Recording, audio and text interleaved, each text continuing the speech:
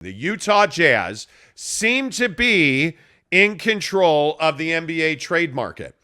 Would you agree with that? And the reason that this continues to come up is because there is zero activity happening in NBA trades right now, and Donovan Mitchell is still not a member of the New York Knicks. And depending on where you come down on this, one of the questions I think you have to ask is, have the Utah Jazz ever been in this situation before where they absolutely, positively control the NBA trade market? And I think, yeah, they do. Because if Danny Ainge were to make that trade with the Knicks today, I think things would begin to get moving. I think it would have a laxative effect on the NBA trade market. I think you would start to see trades moving and players flowing liberally. And yet, Danny Ainge has not made that deal with the Knicks. And yet, the Knicks remain frustrated. Was talking to several NBA people yesterday who said Leon Rose has steadfastly said he is not giving up 6 first-round picks, but he is simply put frustrated with Danny Ainge, who will not come off of his demands for Donovan Mitchell. So, Jake, are the Utah Jazz controlling the NBA trade market? Yeah, I think whether you like it or not, they are. I mean, again, Danny Ainge has made the biggest move of the offseason so far, and a lot of people are going to point to, the DeJounte Murray deal to Atlanta. I'm here to tell you that the Rudy Gobert deal was a bigger deal than that one. And I think since the Rudy Gobert deal has gone down, we really just haven't had much traction since then in the NBA trade market, in the big picture, if you will. And I think that Danny Ainge, once again, is a wizard at this stuff. He's proving his worth seemingly on a daily basis. And I think if you are the Utah Jazz and you're sort of looking around the NBA landscape, I think you're pretty pleased with what you see in the options that you have. And that's why, for me, I'm starting to wonder, if Danny Ainge doesn't just love being in this position, where you can leverage a team like the Knicks, where you can leverage, Leon Rose and that whole organization to build Donovan's value. Because as we said yesterday, and as we've been saying, Danny Ainge isn't going to come off the price of 6 picks and some players. That is the bar. So with that being the bar, he doesn't have to be in a hurry. There's no arbitrary timeline. So with that being the case, why wouldn't you leverage the Knicks? Why wouldn't you put yourself in the most ideal position to get the price that you are looking for? And that's why I say the Utah Jazz have never been in a hurry to trade Donovan Mitchell. And we've been saying that for months and months. They're not out here calling every team in the league trying to trade Donovan Mitchell. But what I think they are doing is they are trying to establish a price for Donovan Mitchell. And unfortunately for the New York Knicks and their fan base, I think, in my opinion, Danny Ainge is using the Knicks to gain leverage. And that's a brilliant strategy to go with, if that is indeed the case. And it's my opinion that it is the case. So it'll be interesting to see. I just think right now, nothing is happening. And I don't know what trade is going to happen to sort of light the fire again, because it doesn't seem like Brooklyn's traction is there anymore. I think pretty clearly it's got to be Russell Westbrook and the Lakers. I think that's the trade that kicks all of this off. I think if and by the way, the Jazz are said to be involved in that. I think you need one trade to get everything going, because I think there's no doubt around the NBA today, and I don't know what you think about this, but I think there's no doubt that people are out of patience for Kevin Durant's situation. Like that deal, I don't think is a doable deal. I don't think there is a trade structure in place in the NBA that could see Kevin Durant get moved in a reasonable amount of time. I just think that the Brooklyn Nets are in a position where I don't feel like, and what's the right way to say this? I don't feel like the Brooklyn Nets are willing to take a write down on Kevin Durant. I think that they want an absolute haul. I think this is where Danny Ainge's trade with the Minnesota Timberwolves comes in. And I think this is why Leon Rose finds himself in a frustrating position this morning. Because if you're Danny Ainge, why would you take anything less than an absolute haul for Donovan Mitchell? I mean, he's a guy that's in demand. There are at least half a dozen teams around the NBA that we know of that have expressed interest. And I will again tell you from what my sources at the Jazz are saying is that there is no doubt it is the Knicks. And if a trade for Donovan Mitchell happens before training camp, it's going to be to the Knicks. And I'm not saying that does happen because, frankly, I think at this point there is a pretty common belief that this deal is not going to happen, at least not before training camp. And I think that in all likelihood, Donovan Mitchell goes to camp with the Jazz, and I think Don will be just fine with that because I think Donovan Mitchell understands that there's a lot of proving that he has to do here. And I think when you look around the NBA, if we're talking about deals that could get done or what deal's more likely to get done, I don't see Kevin Durant getting done anytime soon. I don't see Donovan Mitchell happening anytime soon. I think Russell Westbrook could happen in the next couple of weeks.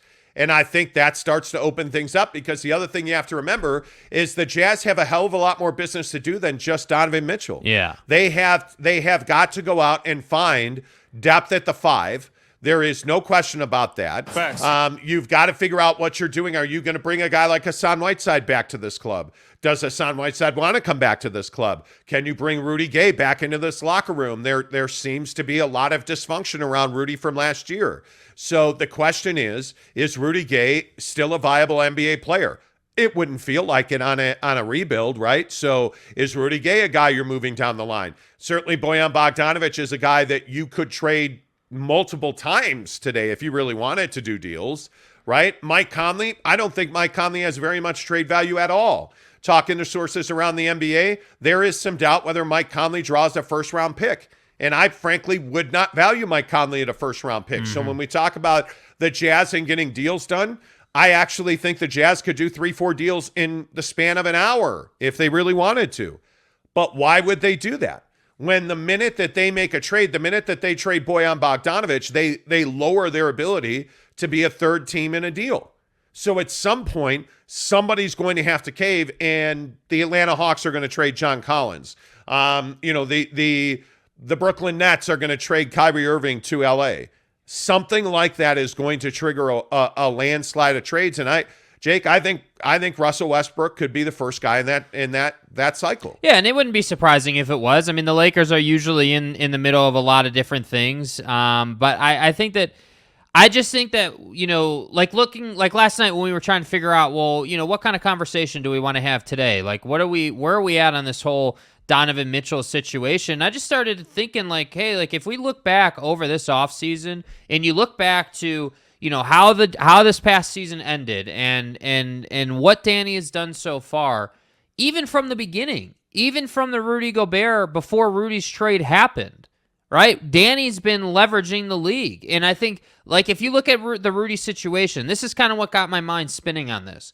What did we know about the Rudy Gobert situation? Well, we knew that Atlanta was definitely involved. Chicago was a couple of picks short to make the deal, so they were definitely chasing it and trying to put a deal together, but they needed to go out and make another deal to get picks to acquire Rudy Gobert.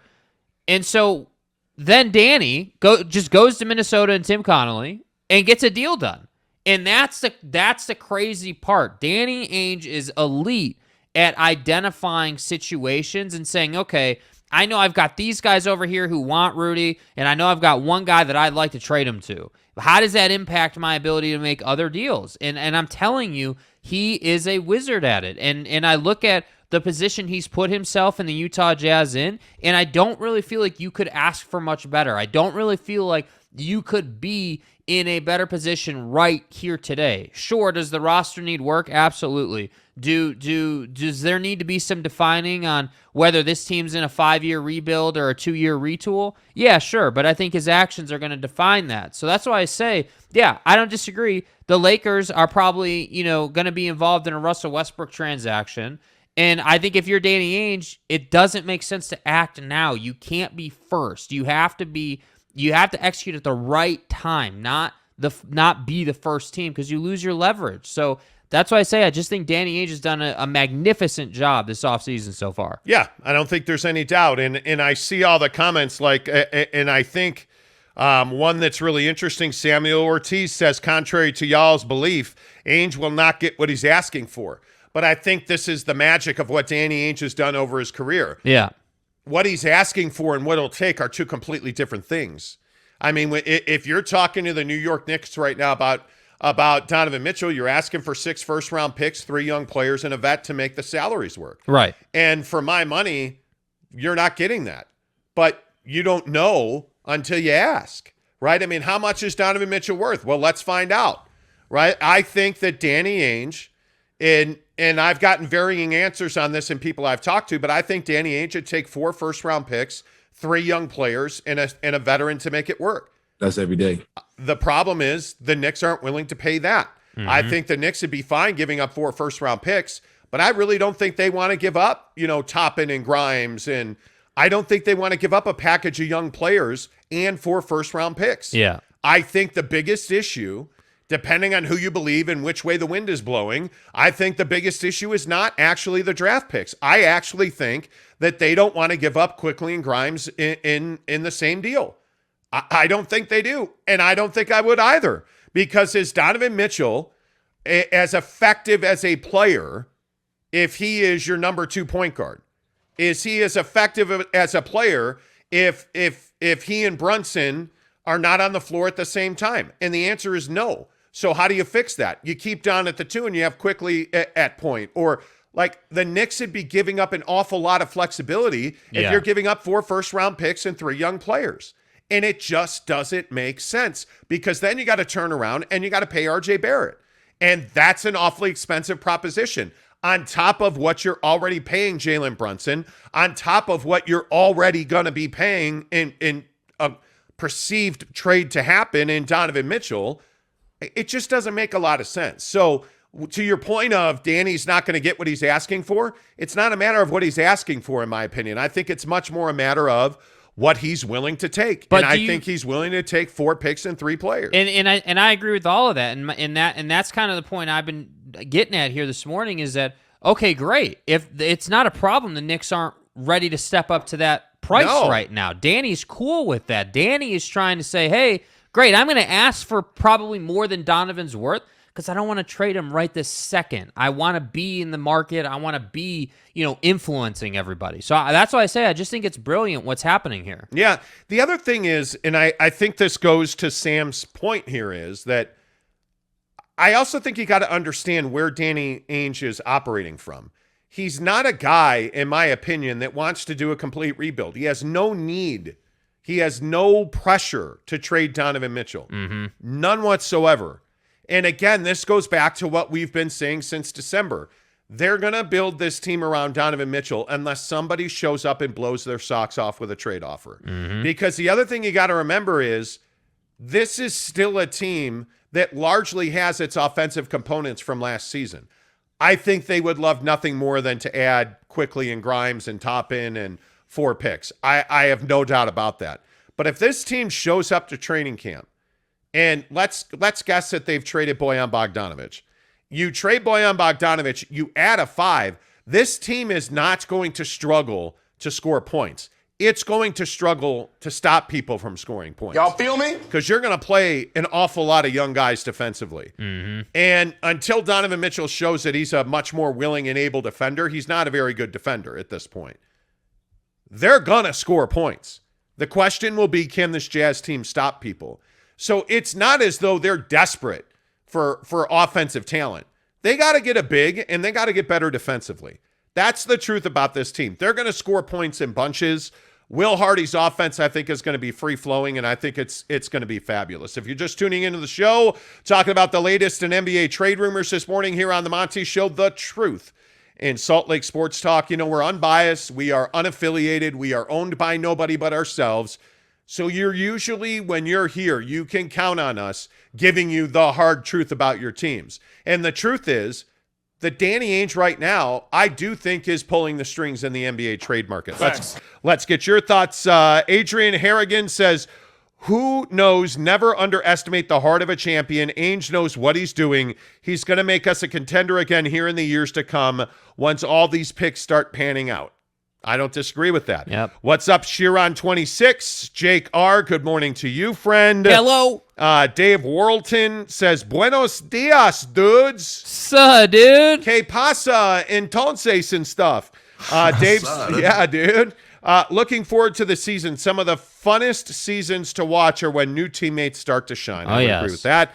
Karen Montemayor in on the show early today. Is it true that your license plate says fluke game? Nope, not true at all.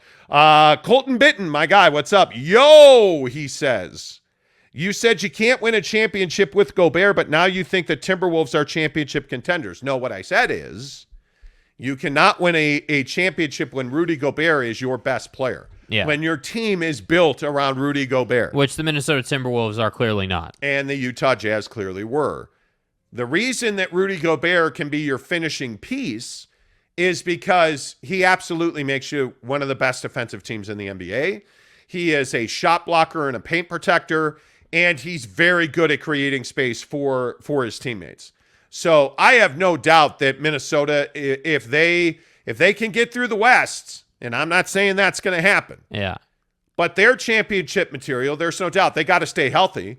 Anthony Edwards looks like he is absolutely a tank. I mean, that guy just looks unbelievable. And I think you're seeing Karl Anthony Towns is in remarkable shape. Those guys are taking this very seriously. And when you are empowered and you see an entire organization moving in one direction together, I think that's awfully difficult to overcome, in my opinion. Compass, my guy, good morning to you. He says, Minnesota in the East, good vibes. Good vibes. Right, good vibes, right. Minnesota is right, good vibes. Plays in the East, according to Jake.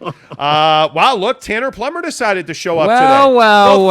Thanks for getting out of bed. Coming to the show today. My God. Hey, guys. Hi, Tanner. guys. Forrest G says, good morning. Kurt, what's up with you? George Mashika, Teddy Wayman. Jordan Clarkson destroys ankles. Joe Kerr says, I'm here for Mrs. Monty. Well, you got some time, sir. My sweet flowering rose will be down shortly. Kanai Johnson says, top of the morning. What's up? Howdy, y'all. Greg Hawkins, what's up with you, my guy? Jeremy Bolton, good morning, you freaking casuals. Do you even talk Utah Jazz basketball? No, and we don't watch it. Yeah, we don't talk it. We don't watch it. Like, it's funny you bring that up. You're casual. Have you guys watched a single moment of Jazz basketball in the comments on YouTube the other day? Like, I thought that was amazing. We haven't had one of those in a minute. Dexter Hunsecker says, let's go. Good morning. Love this show. Thank you, my man. Appreciate that. Kanai Johnson says the Jazz shut down the league with the Gobert trade. Amazing that we set a high bar for the rest of the league. It's pretty amazing. It is. Absolutely. Ryan Scandura, what's up? Good to see you, buddy. Says Ainge gets too much credit for moving off of 3 washed up players in Boston. Well, but it'd be different, Scandura, if that's the only deal he had made. Yeah. Right. So the problem is they go and get Kevin Garnett. They win a championship, and then they move Kevin Garnett, and they wind up turning that into Jason Tatum and Jaylen Brown and Marcus Smart, and now they're the best team in the East this year, outside of Minnesota, Jake. Right. They're the best team in the East. Right. I should stop making that joke. I personally would like an apology. Yeah, people are going to think we're serious. But, I mean, Boston's the best team in the East. Yeah. Right?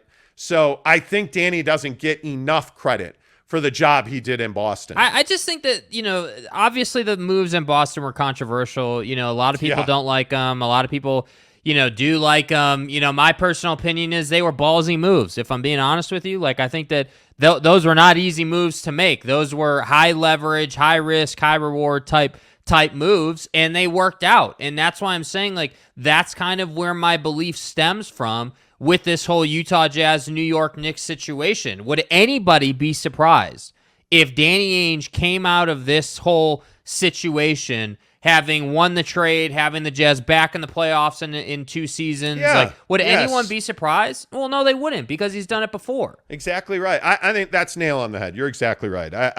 I just think your track record speaks volumes about the work you're going to do. Yeah. And when you have the accomplishments of a Danny Ainge, I think it speaks volumes about what we can expect going forward. Mark Barrington gives us $10 Australian.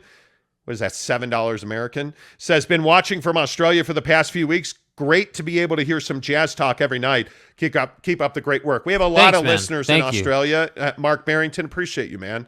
Anybody that gives us tips on this show when you donate money to the show, we really appreciate that. It helps us grow. If you're here right now, 191 of you, please give us a thumbs up, a like. That helps. And for everybody that tips us every day, thank you so much. It really helps. And again, I would remind you, 8 Mountain Time, Friday morning, huge announcement in just 2 days.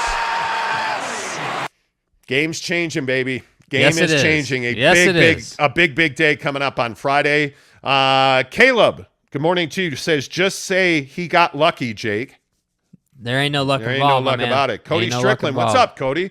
Good to see you, dude. Danny is the kind of guy who jacks up his house value and takes the market. Yeah, you know what I mean? Like that's what he's doing here. Oh, Cody, you are an absolute I think that is stud. on point, bro. You're a stud.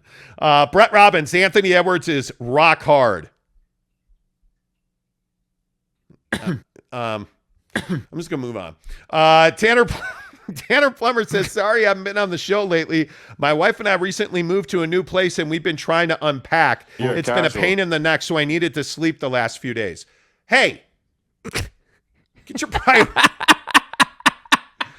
Moving is the worst. Moving is terrible. And by the Tanner, way, moving in the middle of the summer, while that is better than moving in the middle of the winter, it's still hot as hell out trying to move. Yeah, thanks for not calling us and asking us to help you move. I actually appreciate that. Hey, guys. Very much. Hope everything's good, Tanner. Hope the dishes didn't get broken. Big L 139 and Lennox says, sup, y'all. Sup. Giants to the Super Bowl, yo. Okay, listen. It's a bit early to do math. I mean, yeah, you've been on that real stuff lately, huh? Jeremy Bolton welcomes back Tanner Plummer.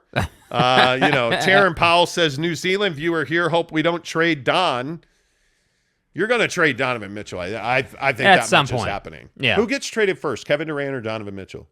I mean, I want to still say KD gets moved. You've kind of been on that train. I don't feel like it's palatable to bring him back. I can kind of understand Kyrie Irving bringing Kyrie back because you have leverage on him. I mean, what's he going to do? Where's he going to go? You know, like that's the problem with Kyrie's situation. Kyrie is a real asset at this point because one, there's a team in LA that's really desperate, and two, he's on an expiring deal. Yeah. So, I mean, that's a lot for a team that pays hundreds of millions of dollars in luxury tax, it feels like. I mean, I think you have a pretty good idea that the Brooklyn Nets would like to trade Kyrie Irving, but they don't have to do that now. I think to get max value for Kevin Durant, that's a summertime deal. That's not a trade deadline deal. So I think you could pretty easily move Kyrie at the deadline. I think you got to trade Durant before training camp, or you're going to have to wait till next summer. Yeah, and the issue is you want way more than is probably reasonable for Kevin Durant. Well, and the one thing that I think a lot of people don't talk about with the Nets is, what if you bring Kyrie and KD back? And now let's get really crazy. What if you have the best record in the NBA at the trade deadline? Well, is that a good thing?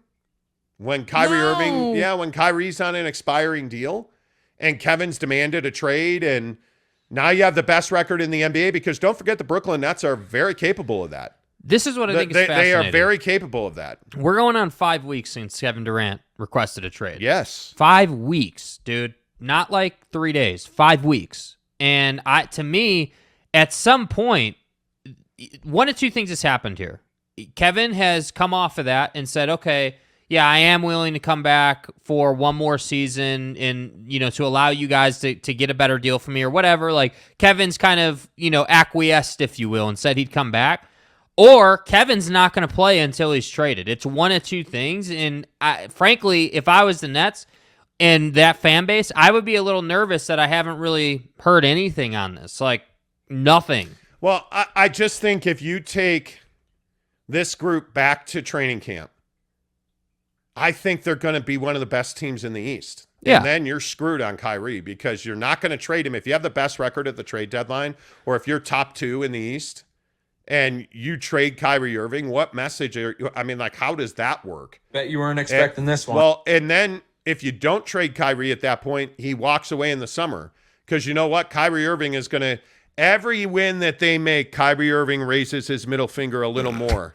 Yeah. And then fully rotates it towards the Nets. If you felt these balls. Right. I mean, I just think that's the reality of it. And That's why I think the Nets have to trade Kyrie Irving before the season starts. Yeah. Because if heaven to Betsy, you don't trade him and you bring that group back and they're one of the best teams in the East, you're going to lose Kyrie Irving for nothing in return. I think they still make these moves. I think that the Brooklyn situation is highly volatile, and I don't think that you can just bring these guys back and like hope for the best and think that that's going to be okay. And that's why I say, I'm telling you, like, whether it's your point about, Westbrook in LA and that sort of being like the first domino that knocks over 10 dominoes in the trade market, or if it's like a Miami Heat situation, I don't know. I honestly don't know what the first trade's going to be, but I do feel like the way this is going to go down is we're probably going to get quiet. We're going to stay quiet for the next probably week and a half to 2 weeks.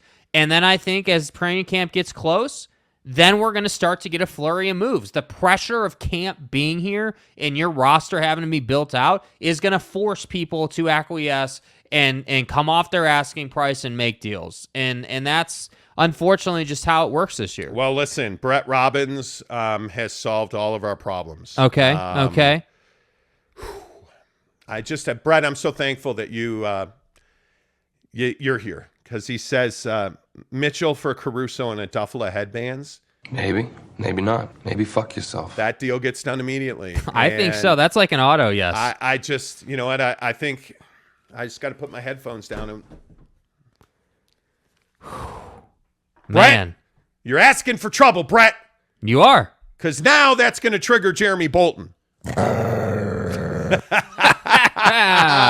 Okay, Nerd says Danny only trades Don if it helps the Jazz become a great team. Totally agree with that.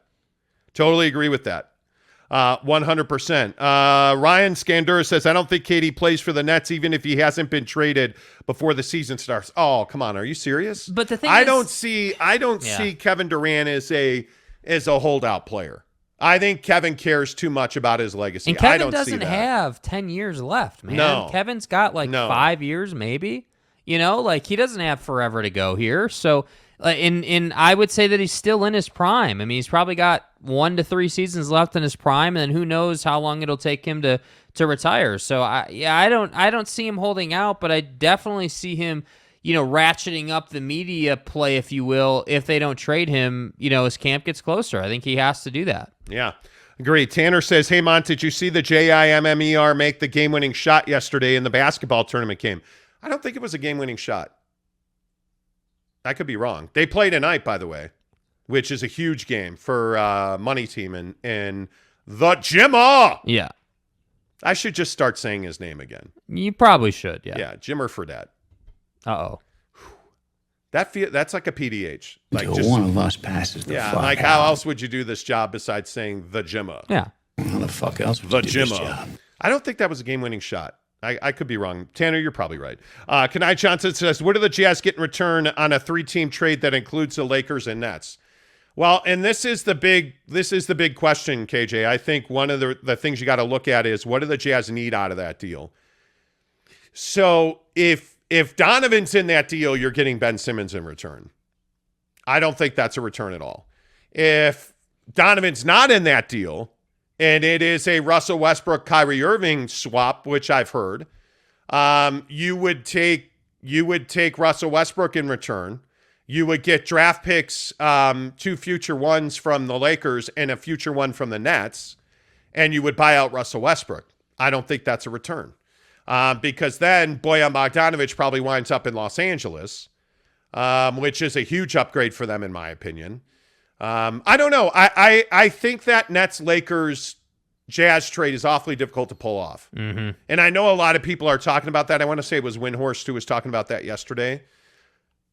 I mean, the bottom line is Donovan Mitchell hasn't been traded yet. And I think it is playing out just the way that we would have expected it to play out. I mean, the Jazz are not going to trade Don unless they get a huge haul in return. Yeah. It's got to be a no doubt about it offer. Yeah, Taryn Powell says, you guys said Mitchell wouldn't be traded a few weeks ago. Well, he hasn't been traded. Yeah. And I still maintain that they're not going to trade Don unless they absolutely get an unbelievable return. Yeah. Unbelievable. I mean, that we've been very consistent on that messaging for like the last month. I mean, that's what we've said. Yeah. Yeah. Hibbs says, holy crap, 6,000 followers already? Y'all going to hit 10K by the start of the regular season. Dude, We're working on it, man. I'm telling you. Hey, again, be here Friday. Just trust me. Be here Friday. Friday's a pretty big day. We're not even hyping that. Like Friday's a pretty big day. Like it is. Yeah. 8 Mountain Time. Big announcement coming Friday on the show. You're welcome.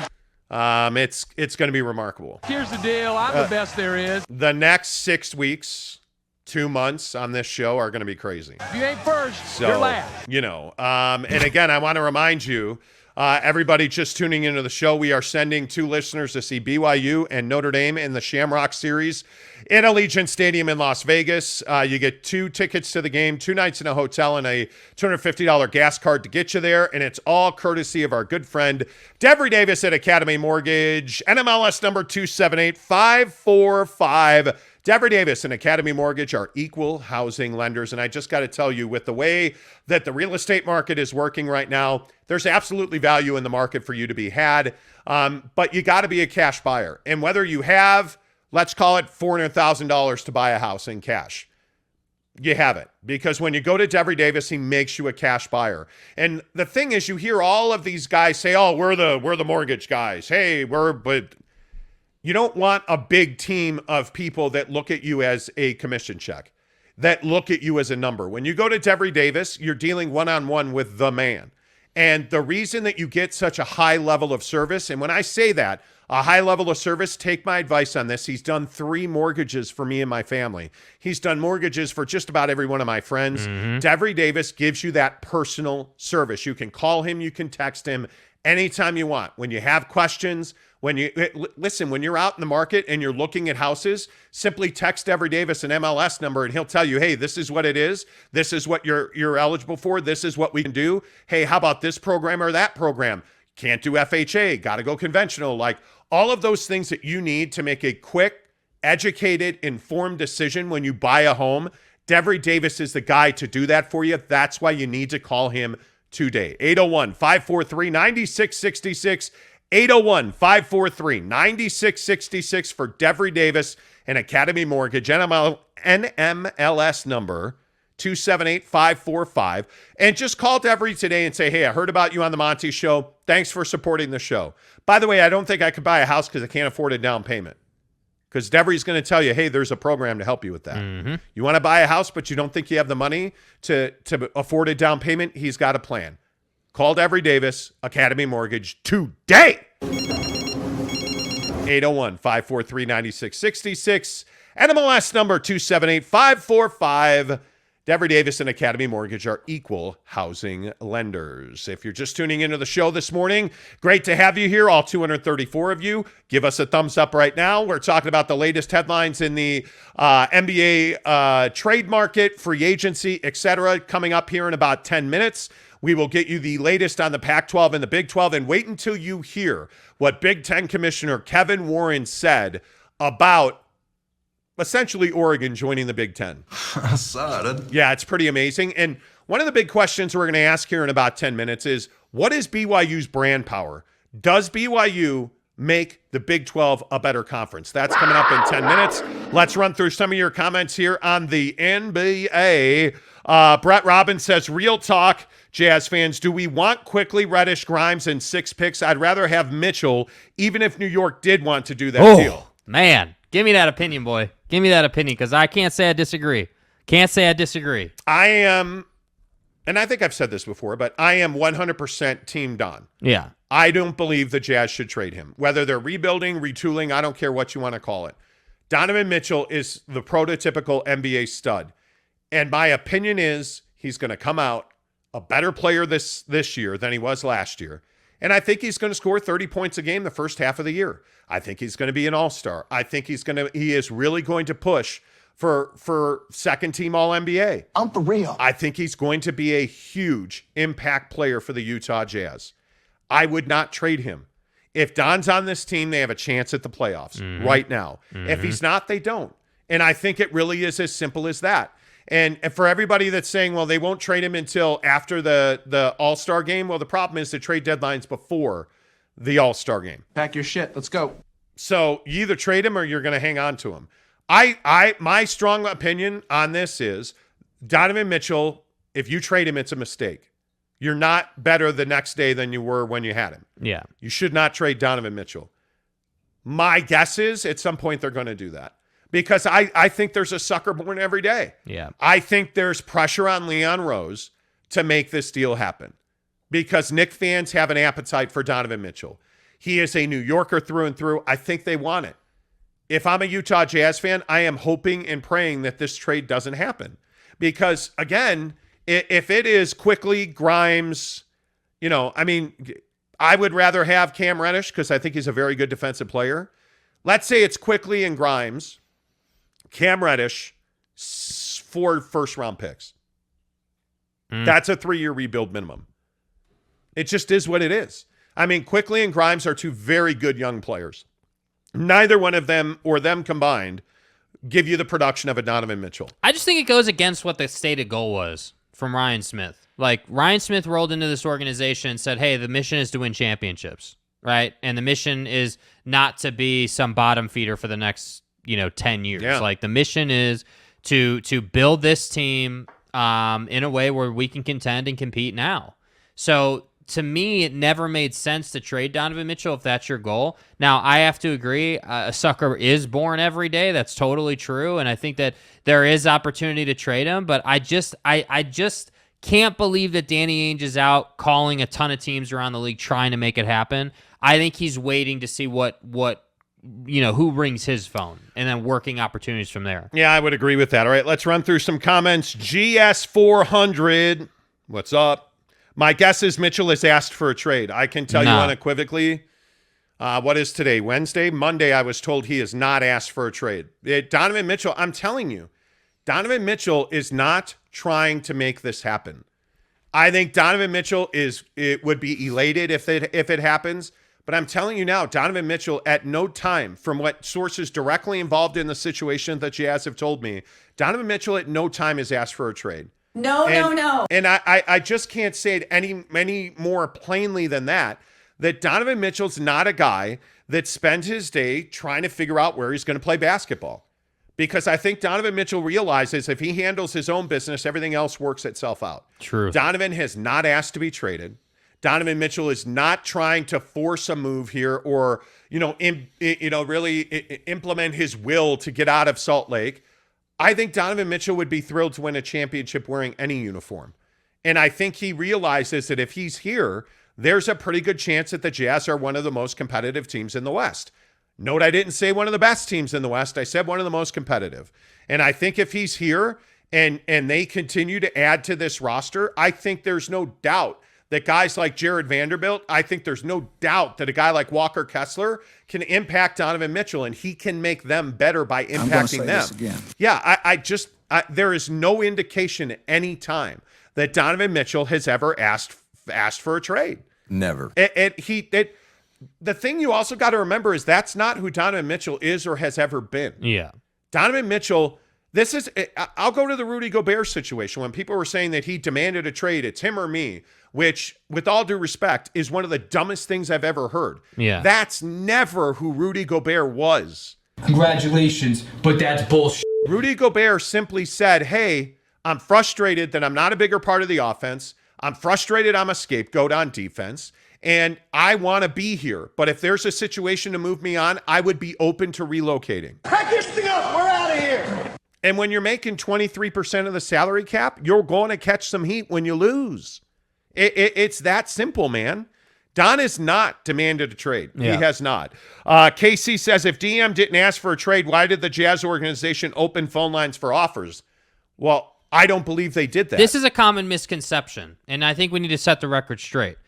There is no opening or closing phone lines, okay? And I'm not trying to hate on the commenter specifically. That's not where I'm coming from, but I want to make this really clear.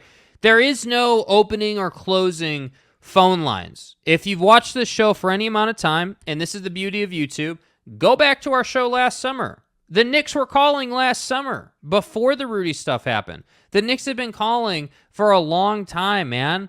And I think that what's changed is they're no longer calling Dennis Lindsey. They're calling Danny Ainge. That's what's changed here. Danny Ainge understands that when someone wants something, that's an opportunity for you to leverage them and, frankly, leverage the rest of the league. So, no, Donovan hasn't asked for a trade. I think Donovan, Ryan Smith, Danny Ainge, Justin Zanuck, and Will Hardy are all in constant communication and are all very much on the same page. And so to me, I just don't. I think that this gets over evaluated, if you will. It gets over talked about, like, oh well, they're trying to trade Donovan Mitchell. No, I don't think they're trying to trade Donovan Mitchell. What I think Danny Ainge is trying to do is he's trying to get the absolute most value out of this trade cycle that he can while keeping his team as good as possible. And keeping the Utah Jazz as competitive and relevant as possible would be keeping Donovan Mitchell, in my opinion. Absolutely. And I think that the only way that you trade Donovan Mitchell is if you get an offer that you would literally be stupid to turn down. That's it. Like, that's literally it. And that's why I say Leon Rose can be all pissed off and frustrated if he wants to, but the fact is 4 picks and a couple of players isn't getting the job done. It's just not in this current climate. And I don't think that that's a negative or some fault of Danny Ainge. It's not. I think that's how I would do business as well. Travis Bird says, I'm the biggest Jazz fan around. Ask the former players. They know my name. They know me by name. And I can't wait for Donovan Mitchell will be traded. I can't wait. Well, why?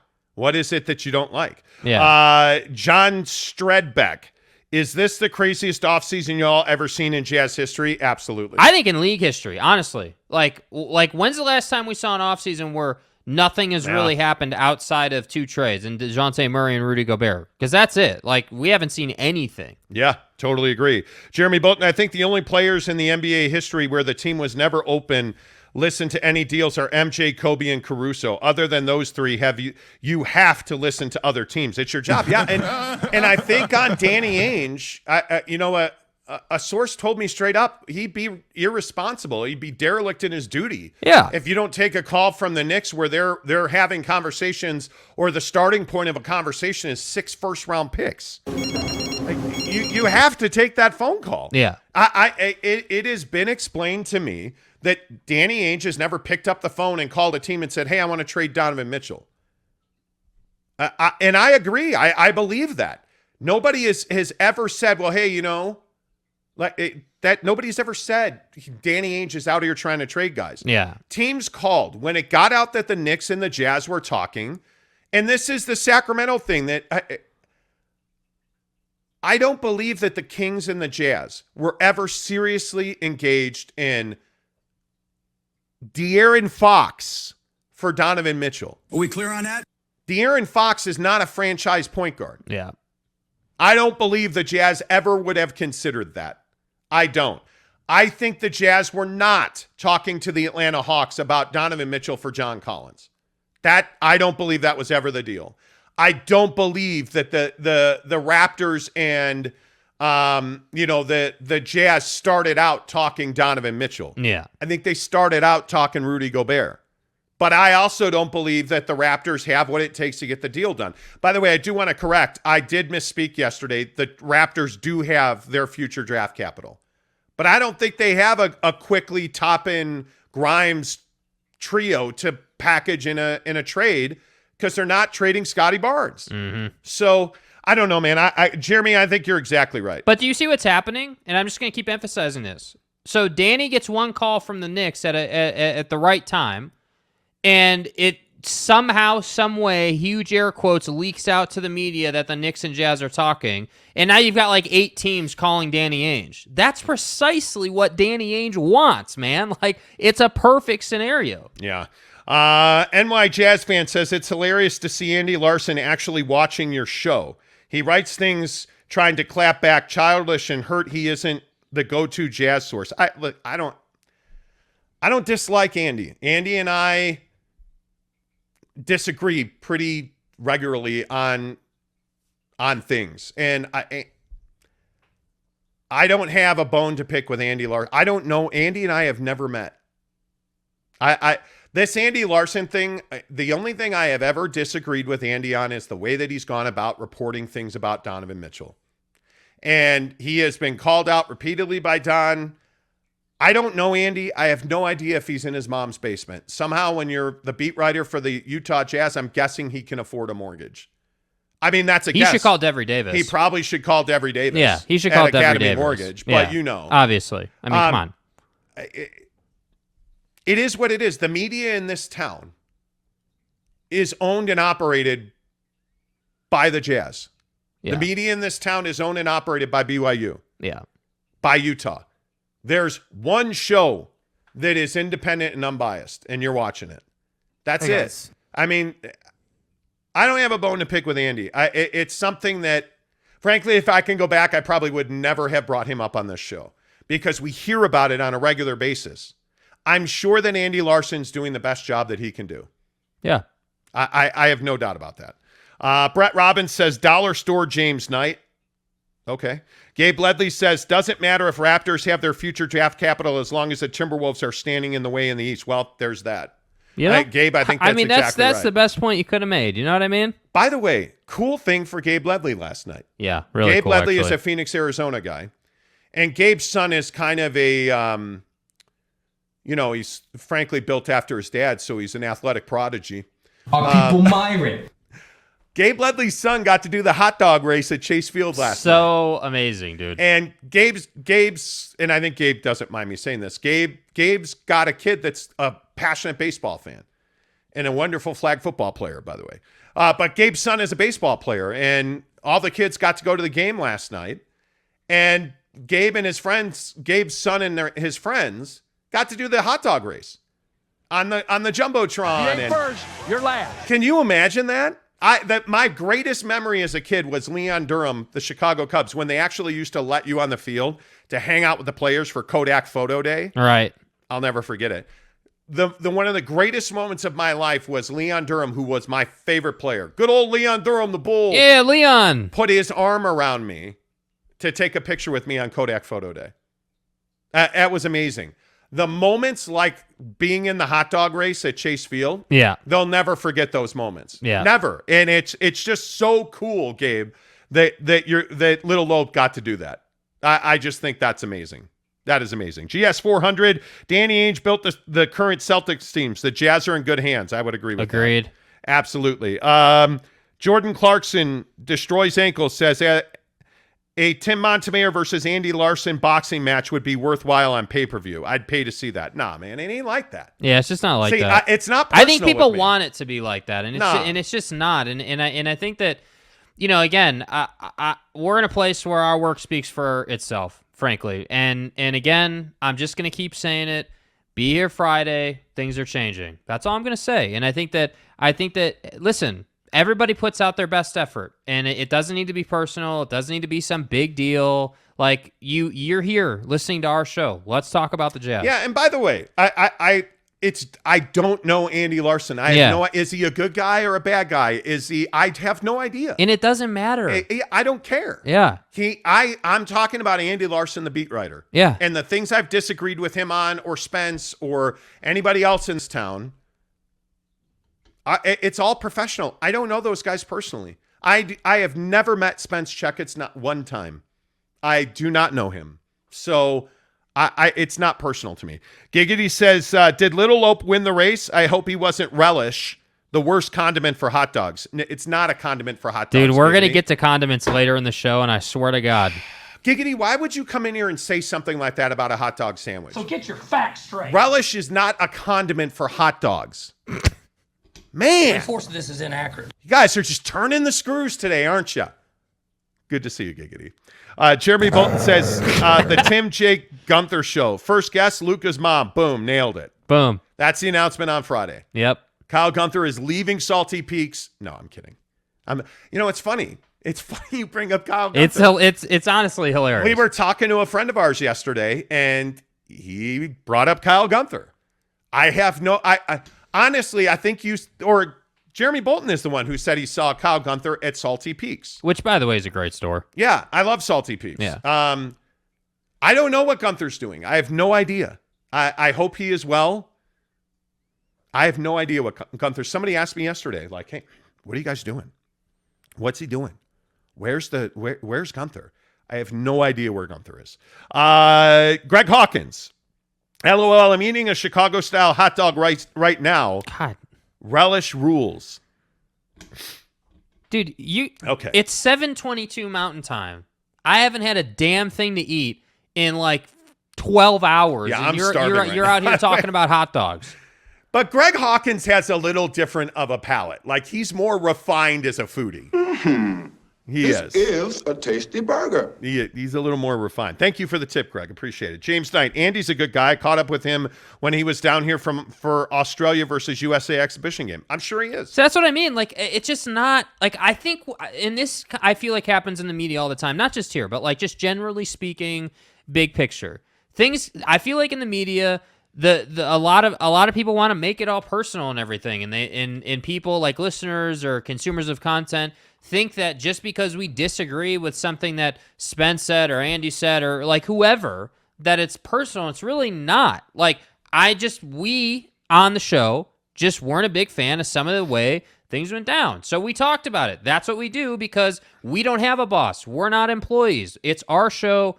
We can talk about what we want. So like, we don't know these people like that. Gabe Ledley says Little Lope was the only appropriate condiment for a hot dog sandwich. Mustard. No, Yes. You mean ketchup. He was mustard. Would have been walking home if he chose ketchup. What?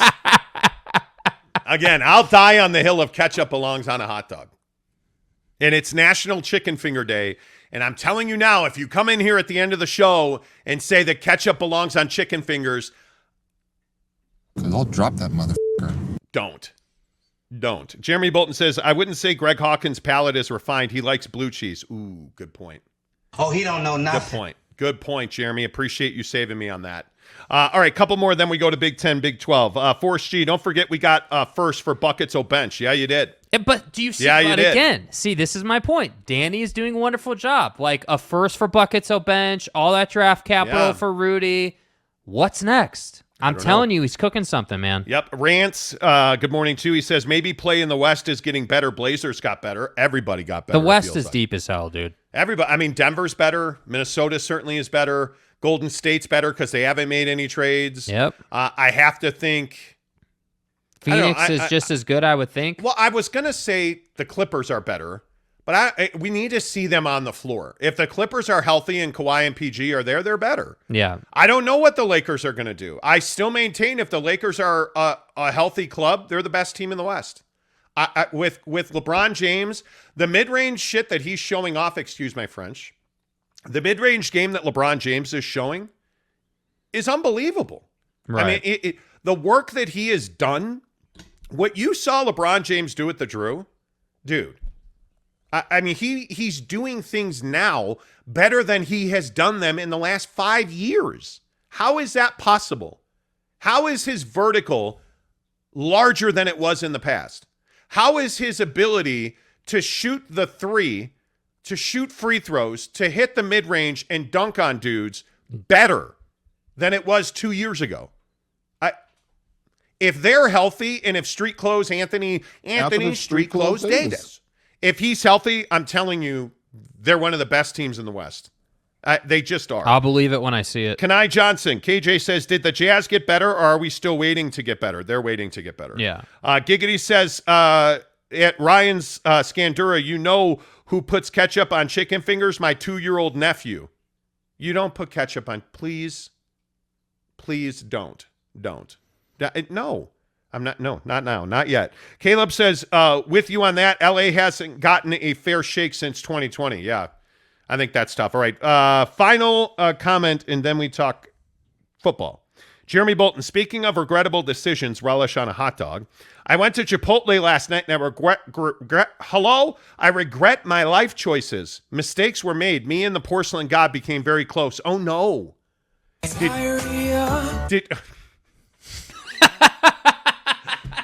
That drop always stifles me. Every single time you play it, that drop stifles me. Oh, Jeremy, did you get? Oh, you're gonna have to tell that story now. You're gonna have to. Teddy Wayman, the Lakers might be a play-in team if they stay healthy. They don't play any defense. Not wrong. Not wrong. You know. Jordan Clarkson again says Jeremy Bolton, try Italian Village. Nah, bro, I'm fine. Sherwin says the Warriors will be a lot better next season. I don't disagree with you on that. well, if that's the case, then just give him the chip now, because I don't disagree with you on that.